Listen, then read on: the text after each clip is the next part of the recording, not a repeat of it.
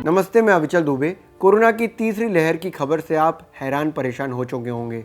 आप मन में ज़रूर सोचते होंगे कि रोज़ उसी तरह की खबरें आती हैं, लेकिन कोई मोटा कंक्लूज़न नहीं है। लेकिन मैं आपको अगर सबूत के आधार पर बताऊं कि तीसरी लहर का जो फेज़ है वो शुरू हो चुका है, यानी कि तीसरी लहर शुरू हो चुकी है, अपने शुरुआती दौर में चल रही है, तो आप मेरी बात बिल्कुल नहीं मानेंगे। मैं आपसे कहूँगा कि आपको नहीं भी माननी चाहिए, लेकिन मैं एविडेंशियली प्रूफ के साथ कहूँ, क्योंकि जो WHO यानी कि विश्व स्वास्थ्य संगठन के चीफ हैं डॉक्टर टेड्रोस, उन्होंने साफ तौर पर कहा है कि हम थर्ड वेव के शुरुआती फेज़ में चल रहे हैं। ये वाकई एक चिंता वाली खबर है। इसके साथ ही उन्होंने कहा कि कोरोना से निपटने के लिए सिर्फ वैक्सीन ही कारगर नहीं होगी, हमें सबसे ज़्यादा सावधानियां बरतनी होंगी। लेकिन लगातार कहने के बावजूद भी दुनिया भर में इस तरह की रेस्ट्रिक्शंस, इस तरह के फॉलोअप्स को उस तरीके से नहीं माना गया जिस तरीके से ज़रूरत थी। WHO चीफ डॉक्टर टेड्रोस ने कोरोना पर एक ज़रूरी मीटिंग में ये साफ तौर पर कहा कि दुर्भाग्यपूर्ण है कि हम तीसरी लहर के शुरुआती चरण में आ चुके हैं। डेल्टा वेरिएंट 111 से ज़्यादा देशों में पहुंच चुका है। ये जल्द ही दुनिया भर के देशों में फैलने वाला सबसे बड़ा स्ट्रेन होगा।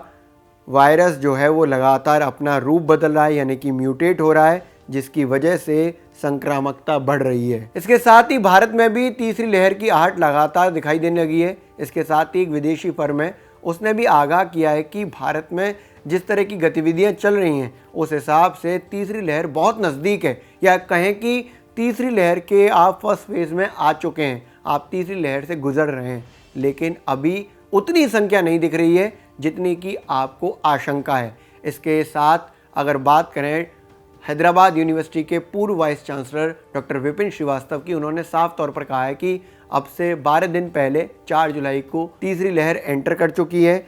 नए मामले और मौतों के हिसाब से ये मॉडल तैयार किया डॉक्टर विपिन श्रीवास्तव ने। 15 महीनों के कोरोना संक्रमण का डाटा और मौतों का एनालिसिस करने के बाद 450 दिन के डेटा के हिसाब से ये मॉडल तैयार हुआ, और फरवरी के शुरुआती दिनों में जो ट्रेंड था वही ट्रेंड अब उनको दिखाई दे रहा है।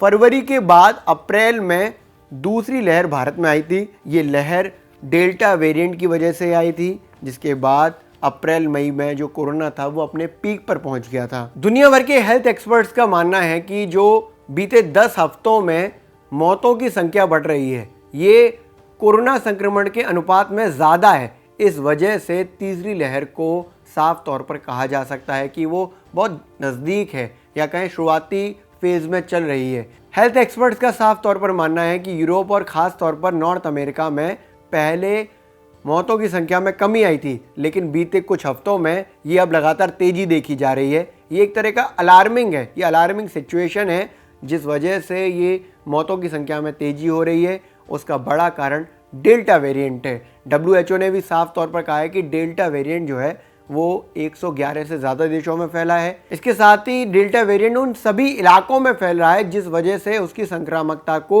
मापा जा रहा है। इससे पहले जो अल्फा वेरिएंट था वो करीब 178 देशों में फैला था, बीटा 123 देशों में और गामा 75 देशों में। इन सब के मुकाबले डेल्टा वेरिएंट को ज़्यादा मजबूत और ज़्यादा घातक माना जा रहा है।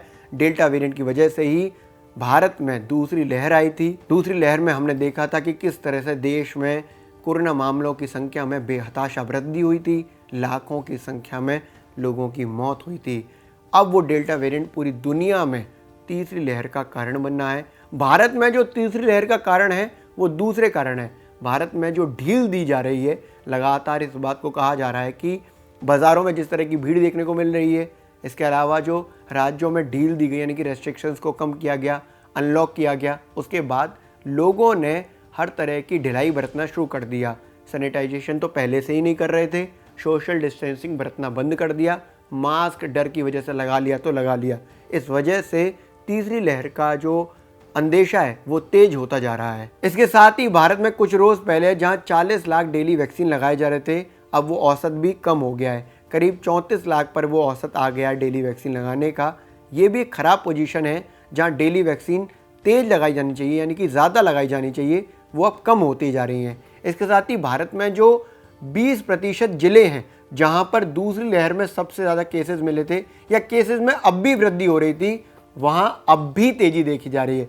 वहाँ केसेस सैचुरेटेड हुए या फिर बढ़ने लगे, कभी भी कम नहीं हुए। कुल जमा बात यह है कि भारत में जो दूसरी लहर की बड़ी वजह थी उसमें हमारी गलतियाँ भी थीं और ये गलतियाँ फिर से दोहराई जा रही हैं, जिसकी वजह से तीसरी लहर की जो आहट है, उसका अंदेशा है, उसकी आशंका है, वो तेज़ी से सुनाई देने लगी है।